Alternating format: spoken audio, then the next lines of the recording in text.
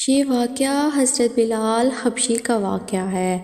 یہ ایک مشہور صحابی رسول ہیں جو مسجد نبوی کے مؤذن رہے۔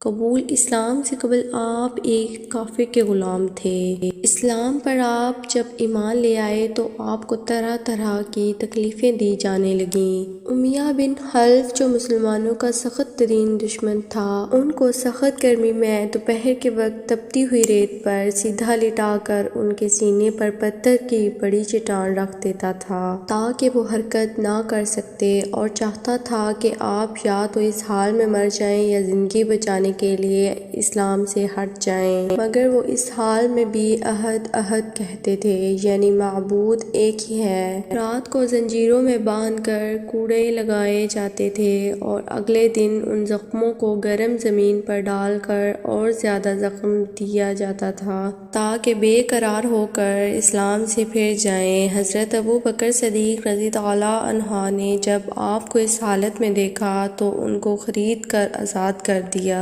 چونکہ عرب کے بت پرست اپنے بتوں کو بھی معبود کہتے تھے، اس لیے ان کے مقابلے میں اسلام کی تعلیم توحید کی تھی۔ حضرت بلال رضی اللہ عنہ کی زبان پر ایک ہی کلمے کا ورد تھا۔ اس کا یہ صلہ ملا کہ پھر حضور اکرم صلی اللہ علیہ وآلہ وسلم دربار کے مؤذن بنے، اور سفر و حضر میں ہمیشہ اذان کی خدمت ان کے سپرد ہوئی۔ حضور صلی اللہ علیہ وسلم کے وصال کے بعد مدینہ طیبہ میں رہنا اور حضور صلی اللہ علیہ وسلم کی جگہ کو خالی دیکھنا مشکل ہو گیا، تو آپ نے ارادہ کیا کہ اپنی زندگی کے جتنے دن ہیں جہاد میں گزار دوں۔ اس لیے جہاد کی نیت سے چل دیے، ایک عرصے تک مدینہ منورہ لوٹ کر نہیں آئے۔ ایک مرتبہ حضور صلی اللہ علیہ وسلم کے خواب میں زیارت کی۔ آپ صلی اللہ علیہ وسلم نے فرمایا کہ بلال، یہ کیا جرم ہے، ہمارے پاس کبھی نہیں آتے،